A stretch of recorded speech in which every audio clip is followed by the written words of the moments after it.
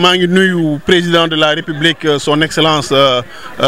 monsieur Bassirou Diomaye Diakhar Faye maa ngi aussi nuyu sant aussi premier ministre monsieur le premier ministre Ousmane Sonko maa ngi nuyu aussi de monsieur le ministre de l'enseignement supérieur Abdourahmane Diouf lu waral tey journée bi parce que dañu toog ñu xool état des lieux ñu def visite ñu gis bâtiment yi am problème am na si wàllu peinture si wàllu toilette yi tuyau d'évacuation yi si restaurant yi mais aussi bari na ay ñax si nawet la ñu nekk te bientôt biñ ma nommé ba léegi bu bëree peut-être bi ma jëlee service le 14 est-ce que motugul un mois comme motugul un mois te ñu ngi encore si tànk pour ubbi université bi donc avant étudiants yi di ñëw donc dañu war a lépp li nga xamante ni c'est urgent dañ ko war a régler donc damaa toog ak division yi toog ak ñëpp man leen situation bi dafa métti parce que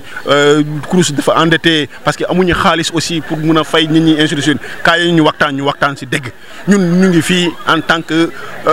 commandant suñu première mission mooy social si kan mooy étudiants yi man damaa fàtte suñu bopp nañu fàtte suñu bopp ñu jiital étudiants yi nañu fàtte suñu bopp ñu jiital mission bi c'est-à-dire ñu def les étudiants dans les meilleures conditions te loolu mu ngi commencer ci ku nekk def sursaut patriotique mooy lan mooy affaire bi métti na c'est vrai mais c'est pas une question ñu nekk fii di jooyee affaire bi métti na nañu ci difficulté bi foofu la ñu war a xam effectivement kan moo capable def lii ou bien lan donc ñoom dañu comprendre message bi ma ne leen kaay leen ñu créer ñu inventer benn doole de l'espoir métti na mais métti boobu noonu kaay leen ñu foo métti na mais kenn bañ a xam ci suñu visage affaire bi métti na kaay leen ñu liggéey CROUS bi kaay leen ñu désherber kaay leen ñu def lépp pour étudiants yi bu ñu ñëwee ñu mën a nekk ci très bonnes conditions ouverture bi mu bañ a am ay grève et cetera donc loolu moo tax ma ne leen nañu tëj bureau yi yëpp. li ngeen di gis fii nii amul kenn ku ñu fay ñëpp agent CROUS lañ dañu tëj bureau yi tey ginnaaw suba ñu tëj bureau yi yëpp ñu ñëw fii di liggéeyal askan bi di liggéeyal commandant ko étudiants yi président de la République loolu la ñu xaar ci ñun askan bi loolu la ñu xaar ci ñun parce que on n'est pas plus méritant si parmi de 17 millions de Sénégalais ñi nga xamante ni ñu ngi fay seen impôt du ñu mettre dans de bonnes conditions te ñun waruñu nekk rek si bureau climatisé di toog alors que étudiants yi ñu ngi fii dans des difficultés donc loolu moo tax il faut on a une vision bi nga xamante ni dañu anticiper les choses. dañu anticiper grève yi pour au moins ñu def 100% si loxo yàlla rek la nekk mais ñun lu ñu mun dinañ ko def lépp pour étudiants yi satisfaire étudiants yi bu ñu ñëwee tamit dinañ xam ne aussi def nañu lépp incha allah. c'est vrai accueillir étudiants yi yemul sax si désherbage mooy dindi ñax yi affaire yu mel noonu parce que ñun au départ bu ñu ñëwee dama réunir division yi yëpp maanaam division bu nekk nañ ma wax ci jafe-jafe kii bi si jafe-jafe yi tamit aussi am na jafe-jafe yi gën a urgent pour ouverture yi ci loolu moo tax ñu def ay visite de ñaari campus. mooy campus 1 ak campus 2 si bu ñu defee ay visite ak service médical yëpp ñu gis par exemple si restaurant yi am na ay problème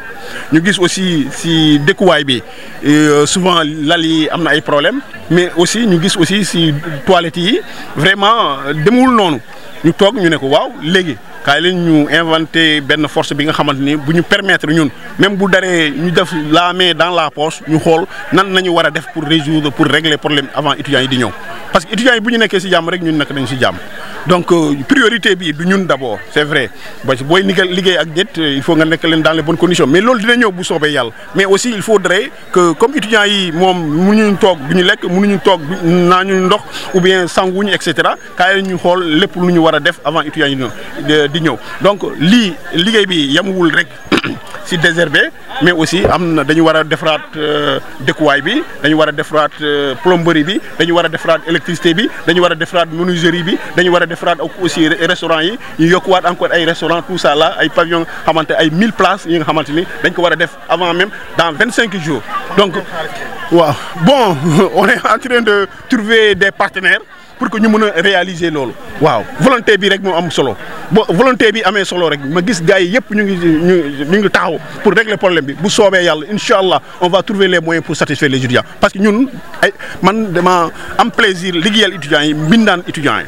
du kay mbindaan étudiants yi man dama accepté nekk mbindaan étudiants yi parce que jaamu yàlla la ñaan naa yàlla ëllëg man bu ma toogee ak sama borom mu ne ma direction bi ñu la joxoon xaalis bu ñu la joxoon yow fan nga ko def ma ne pouvoir bi ñu ma joxoon cachet bi ñu ma joxoon signature bi ñu ma joxoon doxal naa ko bu baax parce que climatiseur bu may ëpp si sama bureau ñaan naa yàlla climatiseur bu ëpp loolu ëpp ma ci aljanna ou sama bàmmeel ainsi de suite loolu kese mooy sama vision voilà te bu soobee yàlla dara du tax ñu kii aussi maa ngi remercier aussi partenaires yi maa ngi remercier préfet maa ngi remercier gouverneur maa ngi remercier aussi comment dire encore maa ngi remercier SONAGED maa ngi remercier encore UCG ñëpp ñi nga xamante ni maa ngi remercier service d'hygiène yi ñëpp CROUS agent CROUS yi jigéen yi góor yi agent de sécurité yi agent de nettoiement environnement ñoom ñëpp maa ngi leen di gërëm maa ngi leen di sant maa ngi gërëm ñëpp population Bambey ak ñi nekk fii ñu teewul fii ñi nga xamante ne ñu ngi ñu ñaanal nañu xam ñun benn objectif la ñu am suñu objectif mooy lan mooy nan la ñu war a def pour satisfaire les étudiants